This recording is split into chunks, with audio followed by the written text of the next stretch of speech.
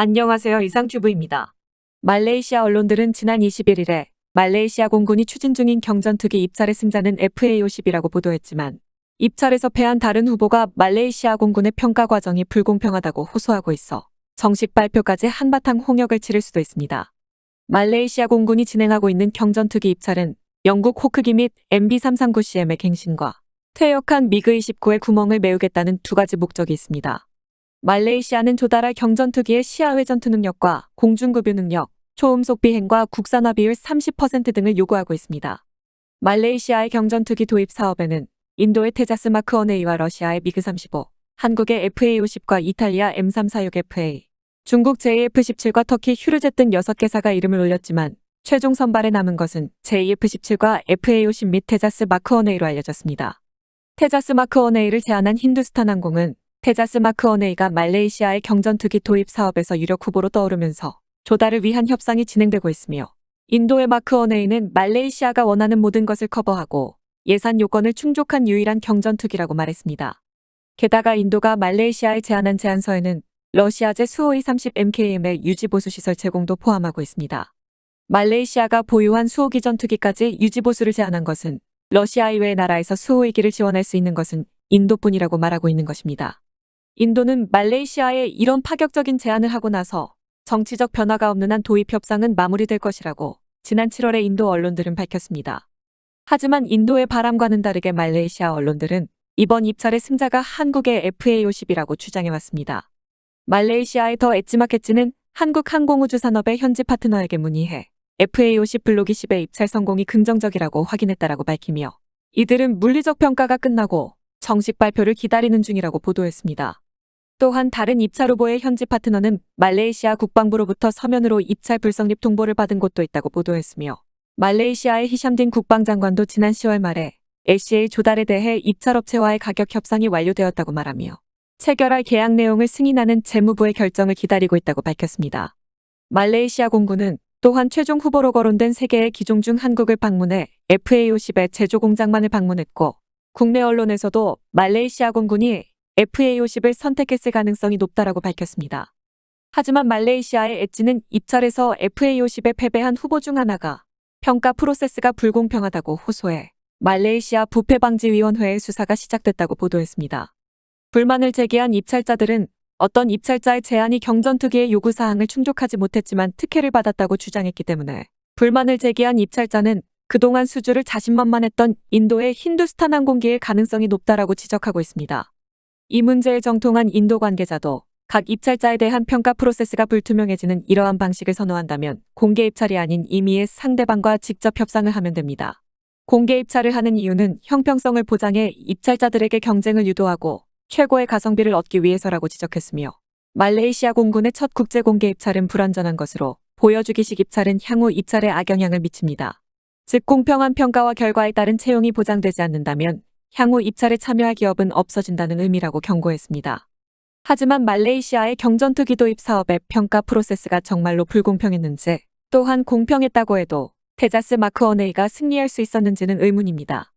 우선 힌두스탄 항공기가 밝힌 테자스 마크 1A의 수출 가격은 기체 단가만 4,150만 달러이고 한국이 폴란드와 체결한 계약에서 FA-50 블럭 20의 조달 비용은 관련 비용을 포함하여 6,380만 달러이기 때문에 도입에 드는 비용은 거의 차이가 없습니다. 따라서 개인적인 생각으로는 팬덤 스트라이크의 통합 결정이나 폴란드 도입이 양측의 평가를 역전시킨 것이 아닌가 생각되고 있습니다. 아직 말레이시아 공군이 FA-50 도입을 공식 발표한 것은 아니지만 이번 보도에 대해 외신들은 말레이시아 공군이 추진하던 경전투기 도입의 승자는 FA-50이라고 보도하기 시작했고 이것이 사실이라면 한국은 올해 폴란드에 이어 두 번째로 FA-50의 수출에 성공하게 되는 것입니다. 덧붙이자면 인도 측은 뇌물이 말레이시아 공군의 결정을 좌우했을 가능성도 있다고 주장하지만 인도도 자국의 무기 도입 사업에서 프랑스 측으로부터 상당한 뇌물을 받았기 때문에 국제적인 무기 도입 과정에서 다소의 다크머니가 얽힌다는 것쯤은 당연히 알고 있을 것입니다. 한 가지 소식을 더 전해드리겠습니다. 러시아가 서방 세계의 제재에도 불구하고 탄도미사일과 정밀유도 미사일을 288발 제조했다고 우크라이나가 주장했습니다.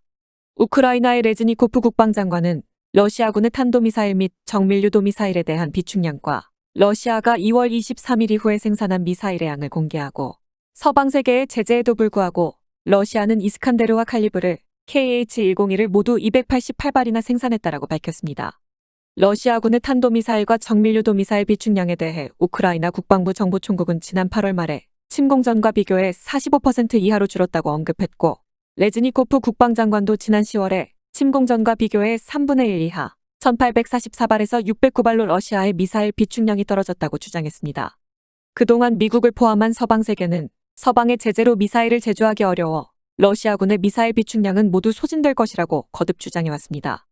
하지만 지난 15일에 있었던 대규모 공격 이후 뉴욕타임스는 러시아군이 비축량을 회복시키고 있는 것 아니냐고 지적했습니다.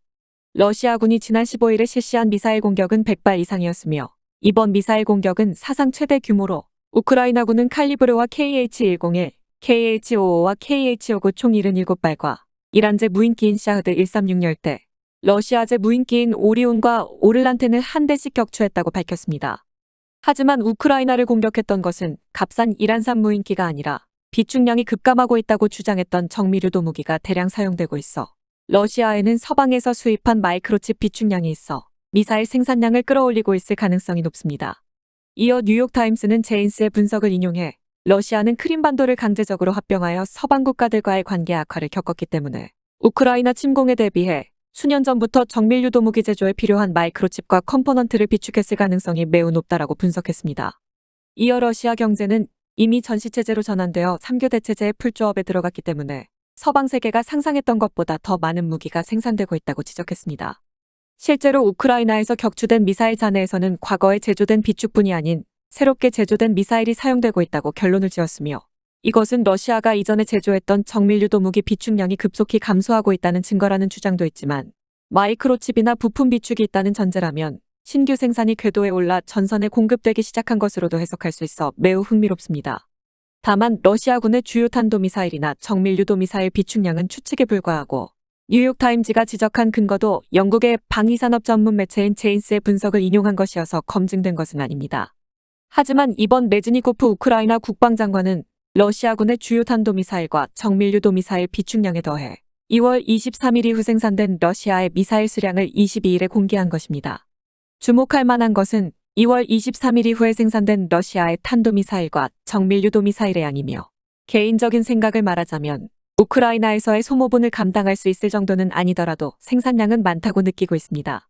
평상시 러시아의 미사일 조달량에 대한 데이터를 갖고 있지 않기 때문에 서방의 제재하에서 러시아가 생산하고 있는 탄도미사일이나 정밀유도 미사일의 수량이 많은지 적은지는 판단하기가 어렵습니다.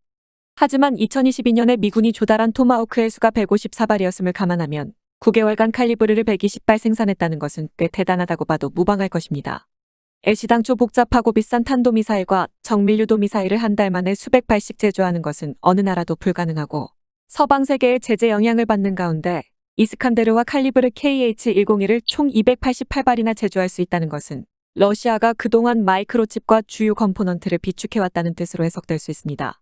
만약 러시아가 앞으로도 현재와 같은 속도로 제조할 수 있다면 미국의 제재를 받을 위험을 마다하지 않는 국가나 민간 조직을 통해 필요한 부품을 입수하고 있다는 의미여서, 이것은 미국과 서방의 제재가 허점을 보이고 있다는 의미로도 해석될 수 있습니다. 과연 러시아가 서방의 제재를 뚫고 부품을 입수하여 미사일의 대량 생산에 성공하고 있는 것인지 궁금해집니다. 이상 마치겠습니다. 시청해주셔서 고맙습니다. 이상튜브였습니다.